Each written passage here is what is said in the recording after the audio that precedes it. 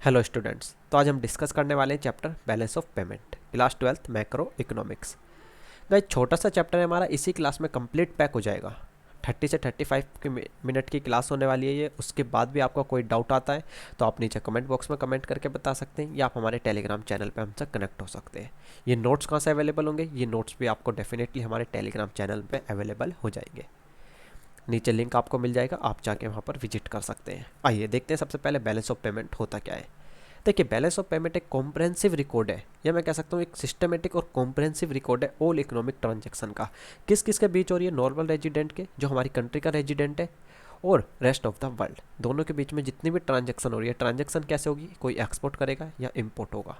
Export होगा या import होगा, डेफिनेटली बात है। तो एक्सपोर्ट या इम्पोर्ट कर रहे हैं हम गुड्स एंड सर्विसेज का रेस्ट ऑफ द वर्ल्ड के साथ और एक नॉर्मल रेजिडेंट में। उन इकोनॉमिक ट्रांजैक्शन को हमारा रिकॉर्ड रखना, वो मेरा क्या कहलाता है? बैलेंस ऑफ पेमेंट कहलाता है। आइए देखते हैं, नोट्स के अकॉर्डिंग देखते हैं कि बैलेंस ऑफ पेमेंट की डेफिनेशन क्या होती है। देखिए, the balance of payment is a comprehensive and systematic record of all economic transaction between normal resident of a country and rest of the world during an accounting year. एक accounting year के दौरान जितनी भी economic transaction हो रही है एक normal resident के बीच और रेस्ट ऑफ द वर्ल्ड कि जो भी पर्सन है उनके बीच में कोई भी इकोनॉमिक ट्रांजैक्शन हो रही है, उसको हम रिकॉर्ड कर रहे हैं, तो वो मेरा क्या कहलाता है? बैलेंस ऑफ पेमेंट कहलाता है। बैलेंस ऑफ पेमेंट से रिलेटेड कुछ आइडेंटिटी है, तो ध्यान रखिएगा। देखिए, फर्स्ट आती है मेरी BOP is always balanced. Balance of payment को हम शॉर्ट में कहते हैं BOP। तो BOP क्या होगा? ऑलवेज बैलेंस होगा। लाइक बैलेंस शीट आपने देखा होगा, असेट साइड और लाइबिलिटी साइड मेरी बहुत सारे इक्वल होती हैं ऑलवेज। कहीं इक्वल नहीं होती तो हम उनको ज़बरदस्ती इक्वल करते हैं। तो सेम एज यहाँ पर भी कॉन्सेप्ट फॉलो होता है बैलेंस ऑफ पेमेंट में। बैलेंस ऑफ पेमेंट मेरा ऑलवेज इक्वल होगा, यानी इक्विलिब्रियम में होगा। यदि वो डिसइक्विलिब्रियम में है तो हम उसको इक्विलिब्रियम में लाएंगे। कैसे करेक्शन करेंगे वो सब बातें मैं आपके साथ एंड में डिस्कस करूँगा, कि हम किस तरीके से बैलेंस ऑफ पेमेंट को इक्विलिब्रियम में लाएंगे यदि अनइक्विलिब्रियम की सिचुएशन है या डिसइक्विलिब्रियम की सिचुएशन है। तो देखिए, balance of payment is a wider concept. Wider concept होता है। वाइडर कॉन्सेप्ट क्यों होता है? क्योंकि ऑल इकोनॉमिक ट्रांजैक्शन को रिकॉर्ड कर रहा है। यहाँ पर ऑल इकोनॉमिक ट्रांजैक्शन को रिकॉर्ड कर रहे हैं। कौन कौन सी? एक्सपोर्ट कर रहे हैं हम या इंपोर्ट कर रहे हैं, किसका? गुड्स एंड सर्विसेज का। या कोई भी असेट्स परचेज कर रहे हैं या सेल्स कर रहे हैं, या हम रेस्ट ऑफ द वर्ल्ड से लोन ले रहे हैं, तो सभी ट्रांजैक्शन अवेलेबल होती है बैलेंस ऑफ पेमेंट में, इसलिए एक वाइडर कॉन्सेप्ट है। थर्ड देखिए, यहाँ पर balance of payment show the stability of a country. Country की स्टेबिलिटी को शो करता है बैलेंस ऑफ पेमेंट। डेफिनेटली बात है कि स्टेबिलिटी को शो करेगा। क्यों करेगा? क्योंकि यहाँ पर जितनी भी ट्रांजैक्शन हो रही है एक नॉर्मल रेजिडेंट के और रेस्ट ऑफ द वर्ल्ड के बीच में, उन सभी ट्रांजैक्शन को रिकॉर्ड कर रहा है। तो बैलेंस ऑफ पेमेंट को देख के हम बता सकते हैं कि कितना हमने एक्सपोर्ट किया है अदर कंट्री में और वहाँ से हमने कितना इम्पोर्ट किया है, तो स्टेबिलिटी को भी शो करेगा। थर्ड देखिए, यहाँ पर आता है करंट अकाउंट। कहीं देखिए, बैलेंस ऑफ पेमेंट के मेरे 2 अकाउंट्स होते हैं। बैलेंस ऑफ पेमेंट में 2 अकाउंट्स अवेलेबल होते हैं। फर्स्ट आता है मेरा करंट अकाउंट, सेकंड आता है कैपिटल अकाउंट। यदि हम उन दोनों का सम करते हैं और उसमें कोई भी एरर हो जाती है, कोई ओमिशन होती है, ओमिशन आपने अकाउंट्स में देखा होगा, पार्सल ओमिशन और फुल ओमिशन होती है। तो कोई भी ओमिशन हो जाती है, यानी कोई भी ट्रांजैक्शन को हम रिकॉर्ड करना भूल जाते हैं बैलेंस ऑफ पेमेंट में, कोई भी एरर हो जाती है कि बाय मिस्टेक हमने जो हमें डेबिट करना था वो हमने क्रेडिट कर दिया और जो क्रेडिट करना था वो डेबिट कर दिया, हम उन सबको यदि कंबाइन करते हैं तो ऑलवेज क्या होगा? मेरा जीरो आएगा। ध्यान रखिएगा। आइडेंटिटी है, ये एक इंपॉर्टेंट आइडेंटिटी है बैलेंस ऑफ पेमेंट की। अब बैलेंस ऑफ पेमेंट में कोई भी आउटफ्लो होता है तो हम उसको डेबिट करेंगे, कोई भी इनफ्लो हो रहा है हम उसको क्रेडिट करेंगे। जैसे हम P&L अकाउंट में करते हैं कि कोई भी इनकम जनरेट होती है तो हम उसको क्या करते हैं? क्रेडिट साइड शो करते हैं। कोई भी हम एक्सपेंसेस बियर करते हैं तो हम उनको डेबिट साइड शो करते हैं। सेम कॉन्सेप्ट फॉलो होता है बैलेंस ऑफ पेमेंट में, कि कोई भी हम एक्सपेंसेस कर रहे हैं, एक्सपेंसेस का मतलब हमारे पास से कैश जो है जा रहा है, यानी आउटफ्लो हो रहा है फंड का, तो उसको हम डेबिट करेंगे, और हमारे पास इनफ्लो हो रहा है फंड का तो हम उसको क्रेडिट करेंगे। क्लियर है? ये कुछ आइडेंटिटी है जो आपको याद रखनी है। बैलेंस ऑफ पेमेंट की सिंपल डेफिनेशन ध्यान रखिए, कॉम्प्रहेंसिव और सिस्टमेटिक रिकॉर्ड है ऑल इकोनॉमिक ट्रांजैक्शन का, जो किसके बीच हो रही है? एक नॉर्मल रेजिडेंट और रेस्ट ऑफ द वर्ल्ड के साथ। कुछ आइडेंटिटी डिस्कस करी कि ऑलवेज बैलेंस होगा। सेकंड, वाइडर कॉन्सेप्ट है। थर्ड देखा कि स्टेबिलिटी को शो करता है कंट्री की। फोर्थ, कि यदि हम current account plus capital account plus error and omission को कंबाइन करते हैं, यानी ऐड कर देते हैं, तो वो ऑलवेज क्या होगा? मेरा जीरो होता है। कोई भी आउटफ्लो होगा हम उसको डेबिट करेंगे, कोई भी इनफ्लो होगा हम उसको क्रेडिट करेंगे। आइए, अब हमें डिस्कस करना है करंट अकाउंट और कैपिटल अकाउंट। हमने यहाँ पे तो देखा कि current account plus capital account plus error and omission को यदि हम ऐड कर रहे हैं तो जीरो आ रहा है, लेकिन करंट अकाउंट एक्चुअल में क्या है और कैपिटल अकाउंट क्या है? देखिए, करंट अकाउंट क्या होता है? Current account record export and imports goods and services and unilateral transaction. जो मेरा करंट अकाउंट है वो रिकॉर्ड करता है, किन ट्रांजैक्शन को रिकॉर्ड करेगा, इंपोर्ट को और एक्सपोर्ट को, गुड्स एंड सर्विसेज के। और यूनिलैटरल ट्रांजैक्शन क्या होती है, वन साइड ट्रांजैक्शन होती है, like gift donation.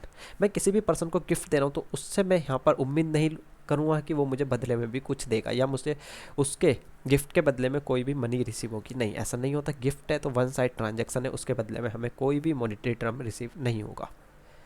Clear. Second में यहाँ पर एग्जांपल आपको देना चाहूँगा डोनेशन गाइस, जिसको आप डोनेशन दे रहे हैं उससे ये तो उम्मीद नहीं रखेंगे कि आफ्टर 1 ईयर या आफ्टर 2 ईयर वो आपको बैक करेगा, नहीं, डोनेशन एक बार दे दी तो दे दी, वो मेरी क्या होती है, वन साइड ट्रांजैक्शन होती है, या हम कह सकते हैं यूनिलेटरल ट्रांजैक्शन होती है। तो सिंपल आपको क्या ध्यान रखना है, करंट अकाउंट यहाँ पर किसको रिकॉर्ड करता है, हम एक्सपोर्ट कर रहे हैं या इंपोर्ट कर रहे हैं, किसका, गुड्स एंड सर्विसेज का। गुड्स मेरे क्या होते हैं, विजिबल आइटम होते हैं, सर्विसेज मेरी क्या है, इनविजिबल आइटम है। सेकंड देखिए करंट अकाउंट में क्या कह रहा है, it records of all such transaction between normal resident of a country and rest of the world which relate to sales and purchase of foreign assets and liability. Clear है, sales and purchase of foreign assets and liability during an accounting year. एक accounting year के दौरान जितनी भी हम sales कर रहे हैं या परचेज कर रहे हैं, किसको, फॉरेन एसेट्स को और लाइबिलिटी को, वो मेरा क्या कहलाता है, कैपिटल अकाउंट कहलाता है, जिसमें हम इस टाइप के ट्रांजैक्शन रिकॉर्ड कर रहे हैं। किस टाइप के ट्रांजैक्शन, कोई भी सेल्स कर रहे हैं हम फॉरेन एसेट्स की, या कोई भी हम परचेज कर रहे हैं फॉरेन एसेट्स को, तो वो ट्रांजैक्शन हम कहाँ रिकॉर्ड करेंगे, कैपिटल अकाउंट में। करंट अकाउंट में कौन सी ट्रांजैक्शन रिकॉर्ड होगी, कोई भी एक्सपोर्ट हुआ है गुड्स एंड सर्विसेज का, कोई भी इंपोर्ट्स हुआ है गुड्स एंड सर्विसेज का, या कोई यूनिलैटरल ट्रांजैक्शन है यानी वन साइड ट्रांजैक्शन, उसको हम करंट अकाउंट में नोट करते हैं। आई होप कि आपको ये दोनों कॉन्सेप्ट इजीली क्लियर हुए होंगे। देखिए कंपोनेंट क्या क्या हो सकते हैं, कंपोनेंट वैसे तो आपको डेफिनेशन पढ़ने से ही क्लियर हो गए होंगे, लेकिन फिर भी मैं आपके साथ डिस्कस करता हूँ कि कंपोनेंट क्या क्या हो सकते हैं करंट अकाउंट के as well as capital account के। देखिए सबसे पहले करंट अकाउंट के कंपोनेंट देखते हैं। करंट अकाउंट के कंपोनेंट क्या होंगे, विजिबल आइटम, मैंने आपको बताया कि क्या हम रिकॉर्ड करते हैं, import and export of goods and services. Visible item में कौन आएगा, मेरा गुड्स। देखिए विजिबल आइटम में मैंने क्लियरली मेंशन किया हुआ है कि हम एक्सपोर्ट कर रहे हैं या इंपोर्ट कर रहे हैं गुड्स का। Invisible item, import and export of services, कि किसी भी सर्विसेज का हम इंपोर्ट कर रहे हैं या एक्सपोर्ट कर रहे हैं। थर्ड यहाँ पर हो सकता है यूनिलैटरल ट्रांजैक्शन यानी वन साइड ट्रांजैक्शन, मैंने आपको बताया गिफ्ट और donation. Income receipt and payment from and to abroad. Guys देखिए वहाँ पर पेमेंट करने या इनकम रिसीव हो रही है मेरी, तो उनको भी हम कहाँ रिकॉर्ड करते हैं, करंट अकाउंट में रिकॉर्ड करते हैं। देखिए कैपिटल अकाउंट के क्या क्या कंपोनेंट हो सकते हैं, मैंने आपको बताया था कोई भी फॉरेन एसेट्स और लाइबिलिटी को हम सेल्स कर रहे हैं या परचेज कर रहे हैं, तो वो ट्रांजैक्शन को कहाँ रिकॉर्ड करेंगे, हम कैपिटल अकाउंट में रिकॉर्ड करेंगे। तो कैपिटल अकाउंट में रिकॉर्ड करेंगे तो क्या क्या कंपोनेंट हो सकते हैं, फॉरेन एसेट्स में क्या क्या हो सकते हैं गाइस देखिए, या तो मैं फॉरेन डायरेक्ट इन्वेस्टमेंट करूँगा या मैं पोर्टफोलियो इन्वेस्टमेंट करूँगा। क्लियर है, फॉरेन डायरेक्ट इन्वेस्टमेंट क्या होती है, जिसमें डायरेक्ट कंट्रोल हमारे हाथ में आ जाता है कि मैंने इन्वेस्ट किया और उसका कंप्लीट कंट्रोल किसमें, मेरे हैंड्स में है। पोर्टफोलियो इन्वेस्टमेंट क्या होती है, हमने इन्वेस्ट तो कर दिया लेकिन कंप्लीट कंट्रोल हमारे पास नहीं होता। लोन, मैंने रेस्ट ऑफ द वर्ल्ड से लोन ले लिया, तो उसको कहाँ रिकॉर्ड करेंगे गाइज, लोन लिया है तो कैपिटल अकाउंट में रिकॉर्ड करेंगे क्योंकि हमारी लाइबिलिटी क्रिएट्स हो गई है। और मैंने आपको बताया कि सेल्स या परचेज कर रहे हैं हम फॉरेन एसेट्स का या कोई भी लाइबिलिटी को क्रिएट्स कर रहे हैं, तो हम उसको कैपिटल अकाउंट में रिकॉर्ड करते हैं। देखिए बैंकिंग कैपिटल ट्रांजैक्शन, कोई भी कैपिटल ट्रांजैक्शन हो रही है बैंकिंग के थ्रू, तो उसको भी कहाँ रिकॉर्ड करेंगे, कैपिटल अकाउंट में हम यहाँ पर रिकॉर्ड करेंगे। अब देखिए यहाँ पर करंट अकाउंट का ट्रांजैक्शन क्या होगी और कैपिटल अकाउंट ट्रांजैक्शन क्या होगी, इन दोनों में भी डिफरेंस मैंने यहीं पर आपको शो करके दिखाया हुआ है। देखिए these are the transaction which do not affect the assets and liability और position of the country. Guys देखिए जो कंट्री की असेट्स है और लाइबिलिटी उसको इफेक्ट नहीं करेगा, क्योंकि उसको कहाँ पर हम रिकॉर्ड कर रहे हैं, कैपिटल अकाउंट में। करंट अकाउंट में हम किसको रिकॉर्ड कर रहे थे, गुड्स एंड सर्विसेज के एक्सपोर्ट और इंपोर्ट को और यूनिलैटरल ट्रांजैक्शन को। तो डेफिनेटली बात है यहाँ पर असेट्स और लाइबिलिटी को इफेक्ट नहीं करेगा। करंट अकाउंट की जितनी भी ट्रांजैक्शन है वो ना ही असेट्स को इफेक्ट करेंगी और ना ही लाइबिलिटी को इफेक्ट करेंगी, किसकी, कंट्री के, और ना ही कंट्री की पोजीशन को इफेक्ट करेगी। लेकिन गाइस कैपिटल अकाउंट के जो कंपोनेंट है, these are the transaction which affected assets और लाइबिलिटी और position of a country. Assets को भी इफेक्ट करेंगी, लाइबिलिटी को भी इफेक्ट करेंगी और डेफिनेटली बात है यहाँ पर कि जो कंट्री की पोजीशन है उसको भी इफेक्ट करेगी। कौन, कैपिटल अकाउंट की जितनी भी ट्रांजैक्शन है। क्योंकि कैपिटल में हम किसको शो कर रहे हैं, या तो हम सेल्स कर रहे हैं या परचेज कर रहे हैं, किसको, फॉरेन एसेट्स को। अब मैं फॉरेन एसेट्स को परचेज करता हूँ तो भाई यहाँ पर हम क्या दिखाना चाहते हैं कि जो हमारी कंट्री की पोजीशन है वो काफ़ी अच्छी है, हमारे पास एक्स्ट्रा फंड अवेलेबल है, तभी तो हम उसको फॉरेन में इन्वेस्ट कर रहे हैं। अब हमारे पास फंड्स ही अवेलेबल नहीं होता तो हम उसको फॉरेन में इन्वेस्ट ही क्यों करते। क्लियर है। तो यहाँ पर पोजीशन को भी शो करता है कंट्री की, इफेक्ट करता है, असेट्स को भी इफेक्ट करेगा और लाइबिलिटी को भी इफेक्ट करेगा। मैंने रेस्ट ऑफ द वर्ल्ड से क्या करा, लोन ले लिया। अब लोन लिया तो मेरी लाइबिलिटी क्रिएट्स हो गई, तो डेफिनेटली बात है कि यहाँ पर लाइबिलिटी को भी इफेक्ट करेगा। अब मैं यहाँ पर क्या कर रहा हूँ, फॉरेन डायरेक्ट इन्वेस्टमेंट कर रहा हूँ या पोर्टफोलियो इन्वेस्टमेंट कर रहा हूँ, कोई सी भी इन्वेस्टमेंट कर रहा हूँ, तो कहीं मेरी असेट्स तो क्रिएट होगी ना, मेरी कंट्री की असेट्स क्रिएट होगी यहाँ पर, तो उसको इफेक्ट करेगा। अब देखिए यहाँ पर 6 जो डिफरेंस आता है वो आता है, it is a flow concept.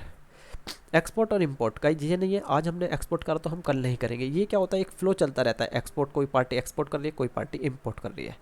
लेकिन कैपिटल अकाउंट में गाइस देखिए ट्रांजैक्शन कौन सी रिकॉर्ड हो रही है, सेल्स या परचेज कर रहे हैं हम फॉरेन एसेट्स को, तो ये एक स्टॉक कॉन्सेप्ट है। हमने आज उसको परचेज किया तो हम इस मोटिव से नहीं करेंगे कि हमें नेक्स्ट डे उसको सेल्स करना है या सेम डे पर हम उसको सेल्स कर देंगे, नहीं। हमारा मेन मोटिव क्या है, वहाँ पर अपनी मनी को इन्वेस्ट करके रखना। तो ये मेरा एक क्या कहलाता है, स्टॉक कॉन्सेप्ट कहलाता है। क्लियर है। एमसीक्यू में पूछ लेता है काफ़ी टाइम 1 मार्क्स में, तो आप ध्यान रखिएगा कि स्टॉक कॉन्सेप्ट कौन सा है और मेरा फ्लो कॉन्सेप्ट कौन सा है। तो गाइस करंट अकाउंट हमारा फ्लो कॉन्सेप्ट है और कैपिटल अकाउंट मेरा स्टॉक कॉन्सेप्ट है।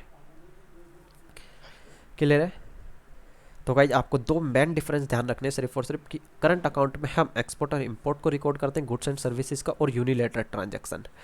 कैपिटल अकाउंट में हम सेल्स और परचेज को रिकॉर्ड करते हैं, फॉरेन एसेट्स का एंड लाइबिलिटी का ड्यूरिंग एन अकाउंटिंग ईयर। आइए जो हमें सेकंड टॉपिक डिस्कस करना है वो करना है बैलेंस ऑफ ट्रेड। गाइज देखिए balance of trade balance of payment का ही छोटा सा पार्ट है। क्यों है आपको अभी समझ में आ जाएगा जैसे ही मैं इसकी डेफिनेशन को रीड करूँगा। देखिए balance of trade is the net difference of export and imports of all visible item, all visible item, repeat कर रहा हूँ words, all visible item between normal resident of a country and rest of the world. Only visible item, visible item में कौन है, goods है। Only किसको record करेगा, goods को रिकॉर्ड करेगा। सर्विसेज की बात भी नहीं कर रहा, यूनिलेटरल ट्रांजैक्शन की भी बात नहीं कर रहा, सेल्स और परचेज फॉरेन एसेट्स की भी बात नहीं कर रहा, लाइबिलिटी की भी बात नहीं कर रहा। बैलेंस ऑफ ट्रेड तो आपको पता लग रहा होगा यहाँ पर कि किसका पार्ट है, यहाँ पर बैलेंस ऑफ पेमेंट का ही पार्ट है, क्योंकि ओनली विजिबल आइटम को यहाँ पर रिकॉर्ड कर रहा है। जितना भी इंपोर्ट हो रहा है या एक्सपोर्ट हो रहा है विजिबल आइटम का सिर्फ और सिर्फ उसको रिकॉर्ड कर रहा है, ना कि इनविजिबल आइटम को रिकॉर्ड नहीं कर रहा। तो किसका पार्ट हुआ, बैलेंस ऑफ पेमेंट का ही एक छोटा सा पार्ट है। जैसे हमने देखा था बैलेंस ऑफ पेमेंट एक वाइडर कॉन्सेप्ट था, तो बैलेंस ऑफ ट्रेड क्या होगा, एक नैरो कॉन्सेप्ट होगा। क्लियर है। देखिए balance of payment is a narrow concept because it's show only export and imports of visible item only. किसको शो कर रहा है, only and only visible item को शो कर रहा है। देखिए balance of trade note show the stability of a country, stability को शो नहीं करता, डेफिनेटली नहीं करेगा, क्योंकि सिर्फ और सिर्फ विजिबल आइटम को शो कर रहा है। कुछ ट्रांजैक्शन है जो इनविजिबल वे में भी हो रही है, हमारी सेल्स और परचेज कर रहे हैं हम फॉरेन एसेट्स को, यूनिलेटरल ट्रांजैक्शन हो रही है। वो सब ट्रांजैक्शन कहाँ गई, जब हम उन सब ट्रांजैक्शन को कंबाइन करेंगे जब भी तो हम स्टेबिलिटी बता सकते हैं अपनी कंट्री की, अदरवाइज हम कैसे कैलकुलेट कर सकते हैं कि हमारी कंट्री कितनी स्टेबल है। लास्ट देखिए बैलेंस ऑफ ट्रेड में भी बैलेंस, सरप्लस और डिफिसिट। देखिए जैसा हमने वहाँ पर डिस्कस किया था कि मेरा balance of payment always balance होता है, नहीं होगा तो हम उसको बैलेंस करेंगे। कैसे करेंगे अभी आपके साथ डिस्कस कर लूँगा, बने रहिए लेक्चर में। बैलेंस ऑफ ट्रेड बैलेंस भी हो सकता है, अनबैलेंस भी हो सकता है। अनबैलेंस होगा तो गाइस वहाँ पर सरप्लस की कंडीशन भी हो सकती है और मेरी डिफिसिट की कंडीशन भी हो सकती है, यानी प्रॉफिट की कंडीशन भी हो सकती है, प्रॉफिट की सिचुएशन भी क्रिएट्स हो सकती है और डिफिसिट यानी लॉस की सिचुएशन भी क्रिएट्स हो सकती है। देखिए काफ़ी टाइम्स पूछ लेता है कि बैलेंस ऑफ ट्रेड बैलेंस्ड कब होगा, कब होगा, जब export is equal to import होगा, तो उस कंडीशन को हम क्या कहेंगे, export is equal to imports of visible item. Of visible item का जरूर लिखना, अदरवाइज आपको मार्क्स जो है एग्जामिनर नहीं देगा। क्लियर है। सरप्लस में कब होगा, जब एक्सपोर्ट का यहाँ पर ग्रेटर देने किससे, इंपोर्ट से, कि हमने एक्सपोर्ट तो ज़्यादा किया है लेकिन हमने इंपोर्ट कम किया है रेस्ट ऑफ द वर्ल्ड से, तो वो सिचुएशन हमारी क्या कहलाती है, सरप्लस की सिचुएशन कहलाती है। डिफिसिट की कब होगी, जब हमने एक्सपोर्ट कम किया है यहाँ पर लेकिन इंपोर्ट ज़्यादा किया है। क्लियर है। आइए सेकंड टॉपिक आता है हमारा ऑटोनोमस एंड अकोमोडेटिंग ट्रांजैक्शन। सबसे पहले देखिए ऑटोनोमस आइटम क्या होता है और अकोमोडेटिंग आइटम क्या होते हैं, दोनों को मैं आपके साथ अच्छे से डिस्कस करूंगा। देखिए item which are related to such transaction as are determined by the profit motive. Guys देखिए यहाँ पर जो मेन मोटिव होता है मेरा प्रॉफिट मैक्सिमाइजेशन होता है। ऑटोनोमस आइटम जितने भी हैं हम उनको रिकॉर्ड तो करते हैं बैलेंस ऑफ पेमेंट में, लेकिन किस लिए करते हैं, यहाँ पर जो हमारा मेन मोटिव होता है वो प्रॉफिट को मैक्सिमाइज करना होता है। सेकंड देखिए, note to maintain equilibrium in the balance of payment. Balance of payment की बात करने में ध्यान रखना, जो भी हम डिस्कस करेंगे बैलेंस ऑफ पेमेंट के पॉइंट ऑफ व्यू से करेंगे। बैलेंस ऑफ ट्रेड हमारा वहीं पर टॉपिक फिनिश हो गया, छोटा सा टॉपिक था वो, क्लियर है। देखिए तो यहाँ पर बैलेंस ऑफ पेमेंट में इक्विलिब्रियम को मेंटेन नहीं करता कौन, ऑटोनोमस ट्रांजैक्शन। ऑटोनोमस आइटम जितने भी हैं, ऑटोनोमस आइटम का एक्सपोर्ट कर रहे हैं या इम्पोर्ट कर रहे हैं, तो उसमें क्या होगा, वहाँ पर इक्विलिब्रियम को मेंटेन करके नहीं चलेगा। डिसइक्विलिब्रियम की कंडीशन जो है डेफिनेटली अराइज होगी ही होगी। देखिए, these item are recorded as a first item before calculating the deficit और surplus in the balance of payment. Guys देखिए, हम उसको क्या करते हैं, फर्स्ट ऑफ ऑल सबसे पहले हम जो रिकॉर्ड करते हैं वो ऑटोनोमस आइटम को ही रिकॉर्ड करते हैं। किसको कैलकुलेट करने से पहले, कि बैलेंस ऑफ पेमेंट मेरा इक्विलिब्रियम में या डिसइक्विलिब्रियम में, उसको कैलकुलेट करने से पहले हम यहाँ पर ट्रांजैक्शन को रिकॉर्ड कर देंगे, हम ऑटोनोमस आइटम को रिकॉर्ड करेंगे। लास्ट देखिए, these item are generally called above the line item in balance of payment. हम गाइस देखिए यहाँ पर ऑटोनोमस आइटम को क्या कहते हैं, अबव द लाइन आइटम कहते हैं। ध्यान रखिएगा, 1 मार्क्स में पूछ लेता है। मैंने आपको 4 MCQ क्लियर कर दिया इस चैप्टर से रिलेटेड अभी अभी में, कि स्टॉक कॉन्सेप्ट कौन सा था मेरा, फ्लो कॉन्सेप्ट कौन सा था, ये दो, और दो यहाँ पर अभी मैं आपके साथ डिस्कस करने वाला हूँ। गाइस देखिए, ऑटोनोमस आइटम को हम क्या कहते हैं, अबव द लाइन आइटम कहते हैं, और अकोमोडेटिंग आइटम को हम क्या कहते हैं, बिलो द लाइन आइटम कहते हैं। तो देखा निष्कर्ष क्या निकलता है, यहाँ पर कंक्लूजन क्या ड्रॉ कर सकते हैं हम, कि ऑटोनोमस आइटम जो होते हैं मेरे प्रॉफिट मोटिव के लिए होते हैं। हमारा मेन मोटिव होता है प्रॉफिट को मैक्सिमाइज करना, यहाँ पर इक्विलिब्रियम को मेंटेन करके नहीं चलते। थर्ड हमने देखा यहाँ पर कि हम फर्स्ट पहले उनको रिकॉर्ड कर देते हैं, ऑटोनोमस आइटम जितने भी है सबसे पहले हम उनको रिकॉर्ड करते हैं, फिर हम कैलकुलेट करते हैं कि जो हमारा बैलेंस ऑफ पेमेंट है सरप्लस में या वो डिफिसिट में है। ऑटोनोमस आइटम को हम अदर किस नेम से जानते हैं, अबव द लाइन आइटम के नाम से जानते हैं। आइए अब देखिए अकोमोडेटिंग आइटम। अकोमोडेटिंग आइटम क्या होते हैं यहाँ पर, अकोमोडेटिंग आइटम जो है ना, जो मेरी आइडेंटिटी हमने डिस्कस की थी बैलेंस ऑफ पेमेंट की स्टार्टिंग में ही, मैंने आपके साथ कुछ आइडेंटिटी डिस्कस की थी, तो उन सभी आइडेंटिटी को मेंटेन करके चलता है। अब जितनी भी मेरी अकोमोडेटिंग आइटम है वो उस आइडेंटिटी को मेंटेन करके चलेंगे, यानी बैलेंस ऑफ पेमेंट में एक इक्विलिब्रियम की कंडीशन को बना के चलेंगे, उसको मेंटेन करके चलेंगे, ऑलवेज बैलेंस करके चलेंगे। देखिए, these are those transaction which have no profit motive. इनका मेन मोटिव प्रॉफिट नहीं होता। हमने देखा था ऑटोनोमस आइटम का मेन मोटिव क्या था, यहाँ पर प्रॉफिट को मैक्सिमाइज करना, लेकिन यहाँ पर जितने भी मेरे अकोमोडेटिंग आइटम होंगे उनका मेन मोटिव प्रॉफिट को जनरेट करना नहीं होगा। It correct the disequilibrium in the balance of payment. जो डिसइक्विलिब्रियम की सिचुएशन अराइज हुई थी किसके कारण, ऑटोनोमस आइटम के कारण, उसको क्या करते हैं, ये करेक्ट कर देते हैं। कौन, अकोमोडेटिंग आइटम यहाँ पर करेक्ट कर देते हैं। तो देखिए यहाँ पर क्लियरली मेंशन है, it correct the disequilibrium in BOP. Last देखिए, these item are generally called below the line item. तो यहाँ से गाइस 4 MCQ में आपको अभी तक जितना भी हमने डिस्कस किया 4 MCQ में आपको क्लियर कर चुका हूँ कि यहाँ से MCQ डेफिनेटली क्रिएट्स हो सकता है। एक और MCQ मैं आपको बता देता हूँ, पूछ लेगा कि कौन से आइटम जो है बैलेंस ऑफ पेमेंट में डिसइक्विलिब्रियम की कंडीशन को करेक्ट करते हैं। तो आपको बताना है अकोमोडेटिंग आइटम यहाँ पर डिसइक्विलिब्रियम की जो कंडीशन हुई है किसके कारण, ऑटोनोमस आइटम के कारण, उसको करेक्ट कर देते हैं। आइए डेफिनेशन ऑफ इक्विलिब्रियम और डिसइक्विलिब्रियम। गाइस यहाँ पर डेफिनेशन मुझे नहीं लगता कि अब आपके साथ डिस्कस करने की रिक्वायरमेंट है, क्योंकि इतना अच्छे से हम ऑलरेडी डिस्कस कर चुके हैं। इक्विलिब्रियम क्या होगा यहाँ पर, autonomous receipt is equal to autonomous payment है, तो मैं कह सकता हूँ कि मेरा बैलेंस ऑफ पेमेंट इक्विलिब्रियम की कंडीशन में है। क्योंकि बैलेंस ऑफ पेमेंट में हम डिफिसिट और सरप्लस को कैलकुलेट कब करते हैं, जब हम ऑटोनोमस जितने भी आइटम है उनको रिकॉर्ड कर देते हैं, उसके बाद ही हम यहाँ पर कैलकुलेट करते हैं। और कैलकुलेट भी किस लिए करते हैं गाइस, जो मेरे अकोमोडेटिंग आइटम है वो क्या करते हैं, करेक्ट करते हैं। किसको करेक्ट करते हैं, जो भी मेरी डिसइक्विलिब्रियम की सिचुएशन है बैलेंस ऑफ पेमेंट में। तो यहाँ पर सिंपल सा डेफिनेशन है, एक country's balance of payment is said to be in equilibrium when the autonomous receipt is equal to the autonomous payment. Simple, autonomous receipt जब ऑटोनोमस पेमेंट के इक्वल है तो वो मेरा क्या कहलाएगा, बैलेंस ऑफ पेमेंट इक्विलिब्रियम में कहलाएगा। यदि इक्वल नहीं है तो वो मेरी कंडीशन क्या कहलाएगी, डिसइक्विलिब्रियम की कंडीशन कहलाएगी। देखिए, autonomous receipt does not is equal to autonomous payment, तो हम उसको क्या कहेंगे, disequilibrium in balance of payment. अब डिसइक्विलिब्रियम दो तरीके से हो सकता है, यहाँ पर सरप्लस भी हो सकता है मेरा और डिफिसिट भी हो सकता है। कि बैलेंस ऑफ पेमेंट में या तो सरप्लस की कंडीशन अवेलेबल है, सरप्लस या मैं कह सकता हूँ फेवरेबल कंडीशन, या डिफिसिट की होगी, डिफिसिट यानी इनफेवरेबल कंडीशन है, अनफेवरेबल। अभी हम डिस्कस करते हैं, घबराने की कोई भी लोड नहीं है, अच्छे से आपको समझ में आएगा। आइए गाइस, इसको जो है आप यहाँ पर कट कर दीजिएगा, ये कुछ नहीं है, बाय मिस्टेक जो है टाइपिंग हो गई है। आइए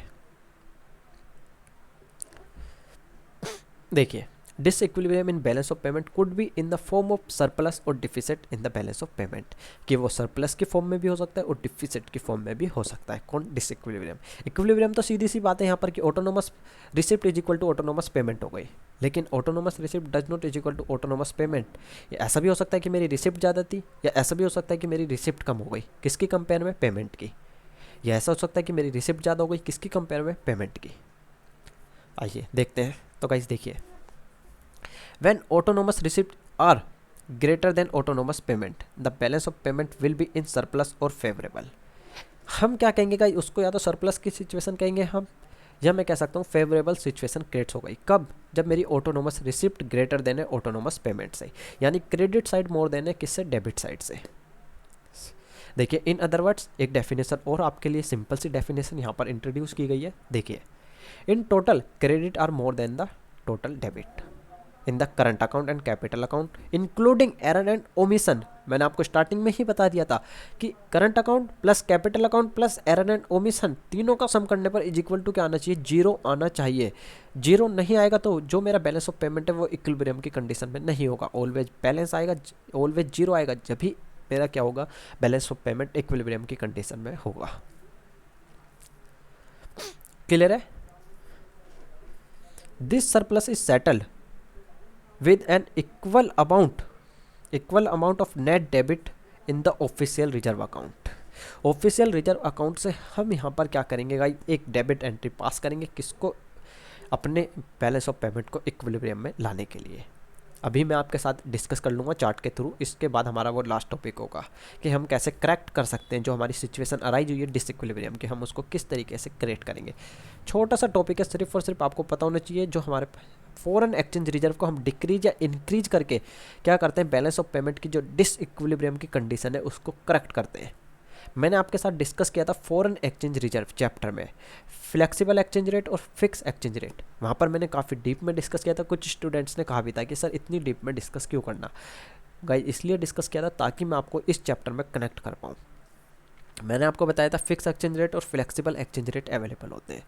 फिक्स एक्सचेंज रेट में क्या होता है कि जो रेट डिटरमाइन कर दिया जाता है किसके द्वारा? गवर्नमेंट के और मॉनेटरी अथॉरिटी के द्वारा फिक्स कर दिया जाता है।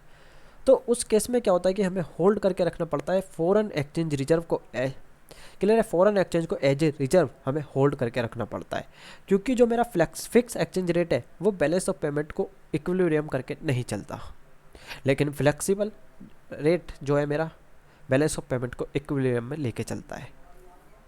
आइए, आपने लेक्चर देखा हुआ है फॉरेन एक्सचेंज रिजर्व का, तो आप यहाँ पर मुझे कनेक्ट कर पा रहे होंगे। नहीं देखा हुआ तो गाइस उसको जाके देखिए पहले, उसके बाद आप इस लेक्चर पे आइएगा। क्लियर है? तो गाइस देखिए यहाँ पर क्या कह रहा था, सिंपल सा, if total credit are more than the total debit in the current account and capital account including error and omission. तो यहाँ पर क्या कहना चाहता है गाइस? क्रेडिट साइड ज़्यादा है मेरी किससे? डेबिट साइड से। किसकी? करंट अकाउंट की as well as capital account की। आइए अब गाइस देखिए, डिफिसिट में कब हो सकता है? यहाँ पर मेरा बैलेंस ऑफ पेमेंट डिफिसिट में भी हो सकता है। डेफिनेटली हो सकता है कि मेरी रिसिप्ट क्या रह गई? कम रह गई। किसके कंपेयर में? पेमेंट की। देखिए, when the autonomous receipt are smaller than the autonomous payment the balance of payment will be in deficit और अनफेवरेबल। या तो मैं उसको डिफिसिट में कहूँगा, या मैं क्या कह सकता हूँ उसको? अनफेवरेबल कंडीशन कह सकता हूँ, क्योंकि मेरे लिए क्या है? अनफेवरेबल कंडीशन है। हमारी कंट्री के लिए क्या होगी? वो एक अनफेवरेबल कंडीशन होगी, क्योंकि हम बैलेंस ऑफ पेमेंट को किसके पॉइंट ऑफ व्यू से डिस्कस कर रहे हैं? एज ए होल लेवल पर डिस्कस कर रहे हैं। किसी एक इंडिविजुअल फर्म के, किसी एक इंडिविजुअल सिटी के पॉइंट ऑफ व्यू से हम इसको डिस्कस नहीं कर रहे। डेफिनेटली बात है कि हम मैक्रो इकोनॉमिक को डिस्कस कर रहे हैं, तो मैक्रो इकोनॉमिक्स की तो डेफिनेशन ये कहती है कि हम जो भी स्टडी करेंगे एज ए होल लेवल पे करेंगे। देखिए, in other words, if total debit are more than the total credit in the current account and capital account including error and omission, this deficit is settled with an equal amount to net credit in the official reserve account. Official reserve account को हम क्या करेंगे? यहाँ पर net credit करना पड़ेगा हमें, यदि हम बैलेंस ऑफ पेमेंट को इक्विलिब्रियम में लाना है। क्यों करना पड़ेगा क्रेडिट? गाइस देखिए, हमारा जो डिफिसिट आया है वो किसकी वजह से आया कि मेरी डेबिट साइड जो है वो ज़्यादा है। किससे? क्रेडिट साइड से। तो क्रेडिट साइड को मुझे क्या करना होगा, इंक्रीज करना होगा, और इंक्रीज करना है क्रेडिट साइड को तो वहाँ पर और क्रेडिट करना होगा। क्लियर है। आप रेक्टिफिकेशन ऑफ एरर आपने 11th क्लास में चैप्टर पढ़ा होगा। यदि हमारी सेल्स बुक जो है अंडर कास्ट होती है तो सेल्स बुक का बैलेंस क्या होता है, क्रेडिट। तो अंडर कास्ट है तो हम उसको क्या करते हैं, इक्वल लाने के लिए हम और क्रेडिट कर देते हैं। सिंपल सा फंडा है, अकाउंटिंग का फंडा है, आपको क्लियर होना चाहिए। तो सिंपल सा गाइस हमने देखा कि जब हमारा यहाँ पर मैंने आपके साथ डिस्कस किया है कि सरप्लस इन बीओपी और डिफिसिट इन बीओपी। सरप्लस इन बीओपी कब होगा, जब मेरी ऑटोनोमस रिसिप्ट ज़्यादा है किससे, ऑटोनोमस पेमेंट से। डिफिसिट में कब होगा, जब मेरी ऑटोनोमस रिसिप्ट कम है किसकी कंपेयर में, ऑटोनोमस पेमेंट की। क्लियर है। इसको हम जो करेक्ट करेंगे किसके थ्रू करेंगे, फॉरेन एक्सचेंज रिजर्व के थ्रू हम इसको करेक्ट करेंगे, यानी ऑफिशियल रिजर्व के थ्रू। आइए अब डिस्कस कर लेते हैं, ये हमारा लास्ट टॉपिक है।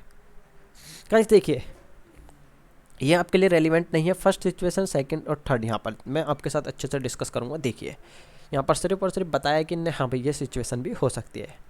देखिए यहाँ पर कह रहा है autonomous receipt is equal to autonomous payment है। सिंपल, तो वो मेरी क्या कहलाएगी, जो सिचुएशन है बैलेंस ऑफ पेमेंट में, वो कौन सी सिचुएशन है, इक्विलिब्रियम की सिचुएशन है। देखिए equilibrium in balance of payment.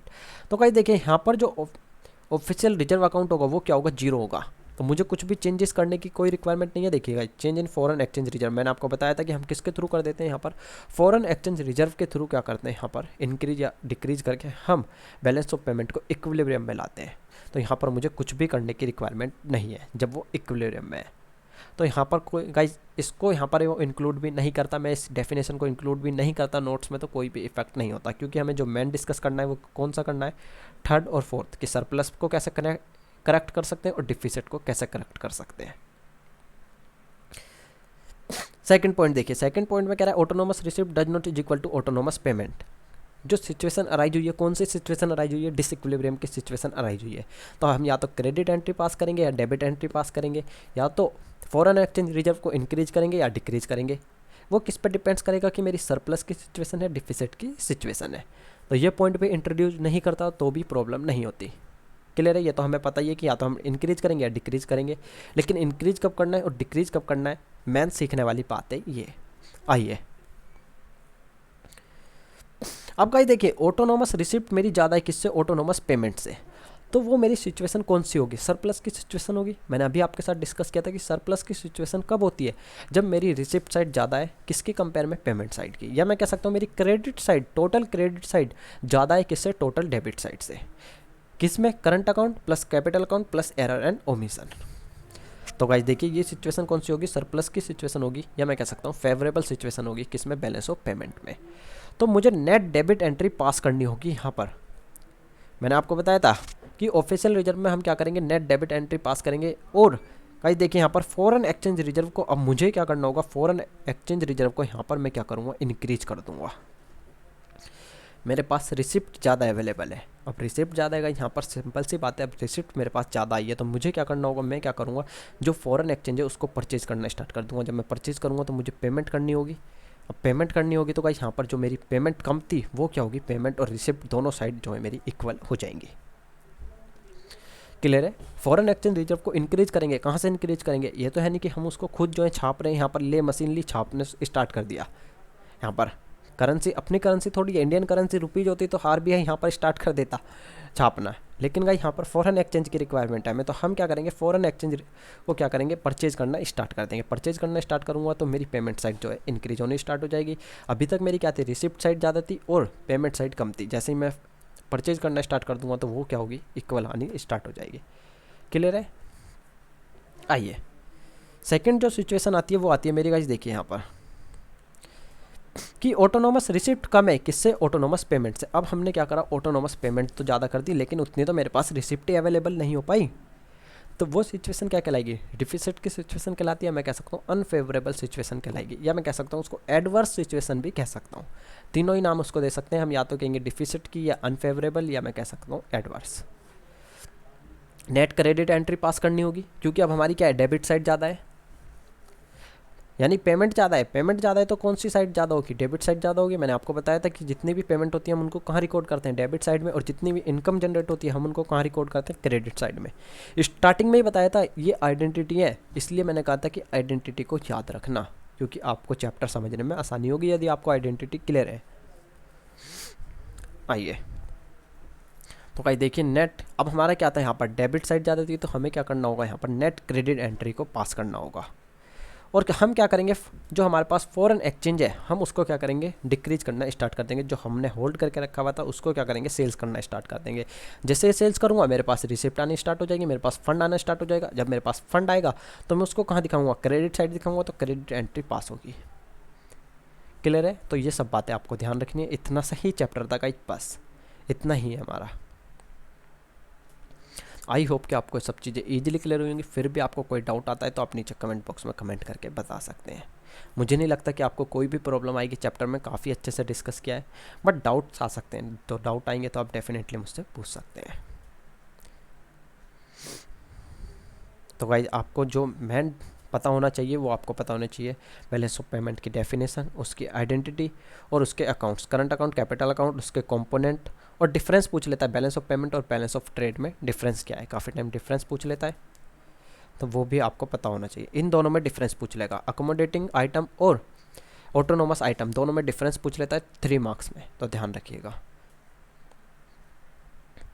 और गाइस यहाँ पर सरप्लस इन बीओपी और डिफिसिट इन बीओपी में भी डिफरेंस पूछ लेता है। तो ये सब चीज़ें आपको पता होनी चाहिए। मैंने आपके साथ अच्छे से डिस्कस कर लिया, आपको पॉइंट भी बता रहा हूँ कि क्या क्या इंपॉर्टेंट है यहाँ पर एग्जाम के पॉइंट ऑफ व्यू से। आप इसको इंपॉर्टेंट मार्क कीजिए यहाँ पर। सेकेंड टॉपिक मैंने आपको बताया, इसको इंपॉर्टेंट मार्क कीजिए यहाँ पर, ऑटोनोमस और अकोमोडेटिंग को। और यहाँ पर इसको इंपॉर्टेंट मार्क कीजिए। क्लियर है? बस इतना आपको पढ़ना है इस चैप्टर में। एक्स्ट्रा कुछ भी पढ़ने की आपको रिक्वायरमेंट नहीं है। आपको लगता है कि आपको कोई भी डाउट है या कोई भी कन्फ्यूजन है इस चैप्टर से रिलेटेड, आप मेरे से कांटेक्ट कर सकते हैं। मिलते हैं गाइस नेक्स्ट लेक्चर में। Tata bye bye, see you.